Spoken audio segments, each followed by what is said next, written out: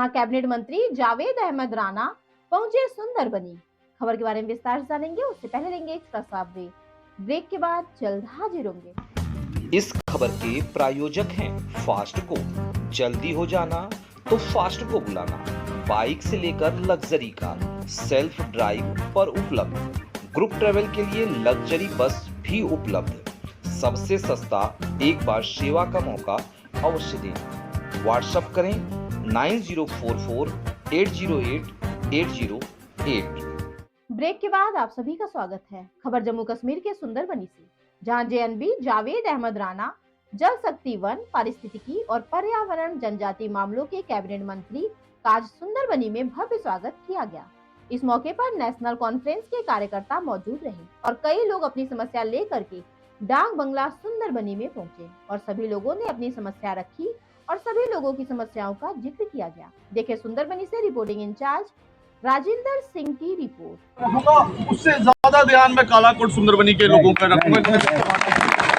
तो मैं आप लोगों को ये बात बोलना चाहूंगा, जिसको भी तकलीफ आती है वो एप्लीकेशन आप मुझे तक पहुँचाए और मेरा फर्ज बनता है कि मैं जावेद राणा तक आपकी एप्लीकेशन पहुँचाऊँ।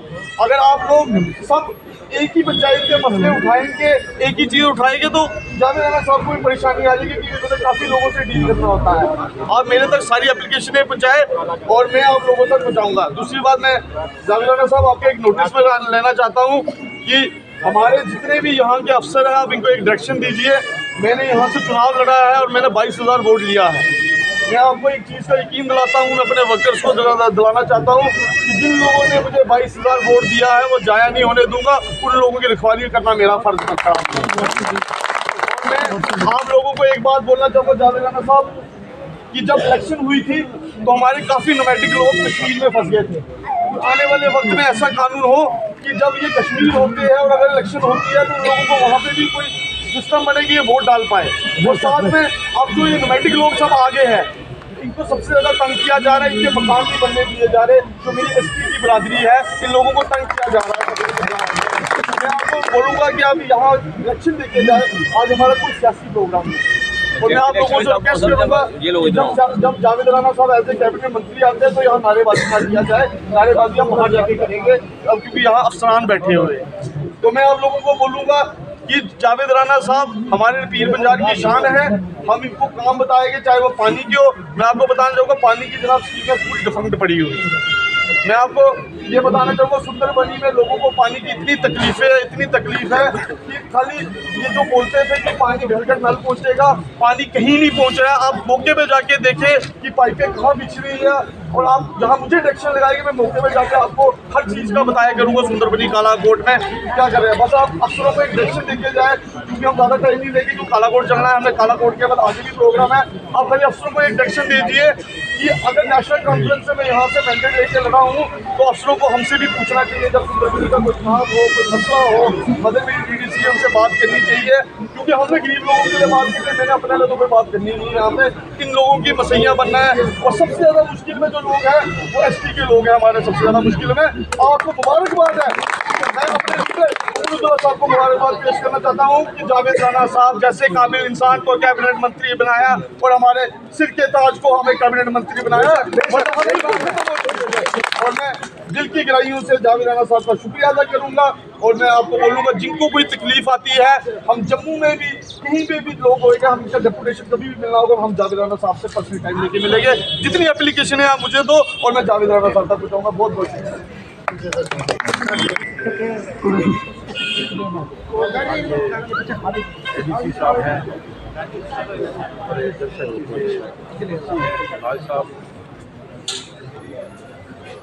डीपो साहिबा हैं, कालाकोट से हमारे डीसी हैं, तमाम साथी ब्लॉक प्रेसिडेंट साहिबान और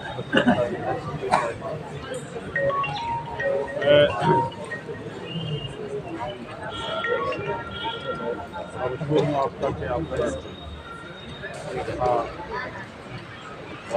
स्वागत किया। और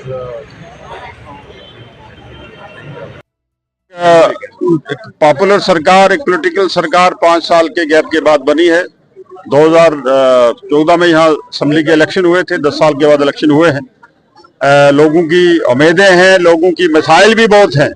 बेरोजगारी है, रिक्रूटमेंट 10 साल से नहीं हुई है, फॉरेस्ट राइट एक्ट जो है वो प्रॉपर तरीके से इम्प्लीमेंट नहीं हुआ है, और जल शक्ति विभाग भी, एक तो अल्लाह ताला से दुआ है कि यहाँ बारिशें भी हो, बर्फबारी हो, एक तो ड्राई स्पेल चल रहा है, पानी की भी प्रॉब्लम है।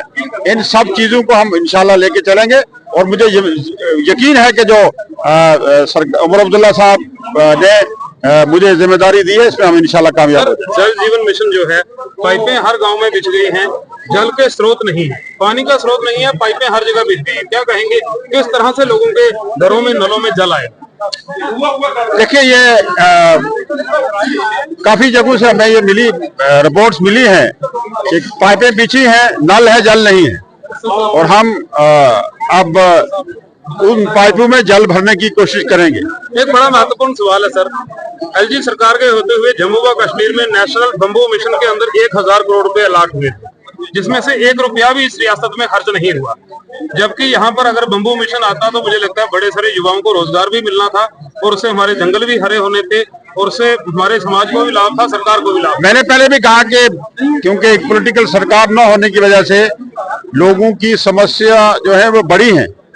यहाँ प्रॉपर तरीके से जो स्कीमें थी, सेंट्रल स्पॉन्सर्ड स्कीम हो या लोकल हमारे यहाँ पॉलिसीज और प्रोग्राम जो थे सरकार की तरफ से, वो प्रॉपर तरीके से इम्प्लीमेंट नहीं हुए। और पर्टिकुलरली मैं कहूँगा कि सेंट्रल स्पॉन्सर्ड स्कीम इम्प्लीमेंट करने में यहाँ खराबियां हुई हैं, तो उनको हम इंशाल्लाह ताला बेहतर ढंग से इम्प्लीमेंट करने की कोशिश करेंगे। आपसे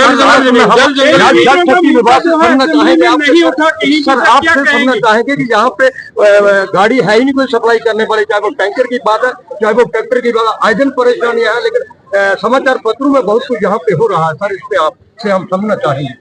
नहीं, आपका सवाल मैं समझा नहीं। सर, सवाल यह है कि अगर किसी को प्रॉब्लम आती है, यहाँ पीएचई विभाग के अंदर, सुंदरबनी हेडक्वार्टर के अंदर गाड़ियां खराब पड़ी हुई है काफी समय से।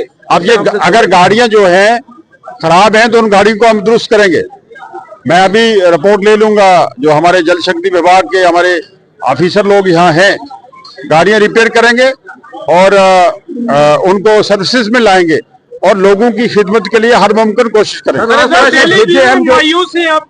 असेंबली सेशन चला, लेकिन ना पक्ष ने ना विपक्ष ने कोई मुद्दा उठाया। कब आखिर डेली वीजों का समाधान होगा? देखिए, डेली वेजेस का एक बड़ा इशू है। हमारी सरकार ने हमारे पार्टी प्रोग्राम में, हमारे मंशूर में रोजगार देने की बात की है। इसको हम इंशाल्लाह ताला बड़ी गंभीरता से सोच रहे हैं, और चंद दिनों में ही आप देखेंगे, चंद महीनों में, कि डेली वेजेस के लिए एक बड़ी खुशखबरी हम सुनाने जा रहे हैं। अभी अपने चरम पर है, क्या कहेंगे, किस तरह से समाप्त करेंगे भ्रष्टाचार को? उसके लिए कोशिश करेंगे, आप भी कोशिश करें, हम भी कोशिश करें। सर, लास्ट में हम समझना चाहेंगे, जो जेजेएम का काम, अगर मैं बात करूं जम्मू कश्मीर जो हर जगह कार्य चल रहा है, लेकिन जितनी भी रोड्स है उनको ऑफर दिया जाता है, उसका रिस्पॉन्सिबल सर कौन है? जैसे हम क्रॉस करते हैं रोड को, जब साथ में रोड के नाली को बिछाने का काम, इस सिलसिले में मैं जो हमारे डीएम है, डिस्ट्रिक्ट मजिस्ट्रेट हैं, मैं उनको हदायत करूंगा कि पर्टिकुलरली जो हमारे एडिशनल डिप्टी कमिश्नर्स हैं, उनको इंस्ट्रक्शन दी जाएंगी कि ये भी देखने को मिला है कि जहां एक बार रोड बनती है और फिर उसकी खुदाई करके उसको डैमेज किया जाता है, और जो डैमेज डिपार्टमेंट करता है उससे प्रॉपर कंपनसेशन मिलता है, और उस कंपनसेशन के एवज में उसको रिपेयर किया जाता है, और देखने के ये मिला है कि फिर वो डैमेज ही रहता है। तो इस पे कंसर्न डिपार्टमेंट को इंस्ट्रक्शन दी जाएंगी। इंशाल्लाह ताला आने वाले टाइम में ये परेशानी भी नहीं रहेगी। जंगल और जमीन, मूल आदिवासियों को ही सरकार ने जल और जंगल और जमीन के अधिकार से वंचित किया है। क्या आपकी सरकार मूल आदिवासियों को, जो कई सालों से इन जंगलों में रह रहे हैं, उनको उनके अधिकार फिर से लौटाएगी? मैंने कह दिया, मैंने अपनी स्पीच में कह दिया कि in letter and shifted forest right act implement होगा जम्मू कश्मीर। सर, लास्ट में एक छोटा सा क्वेश्चन सर, पॉपुलर सरकार, एक पॉलिटिकल सरकार 5 साल के गैप के बाद बनी है। 2014 में यहाँ असेंबली के इलेक्शन हुए थे, 10 साल के बाद इलेक्शन हुए हैं। लोगों की उम्मीदें हैं, लोग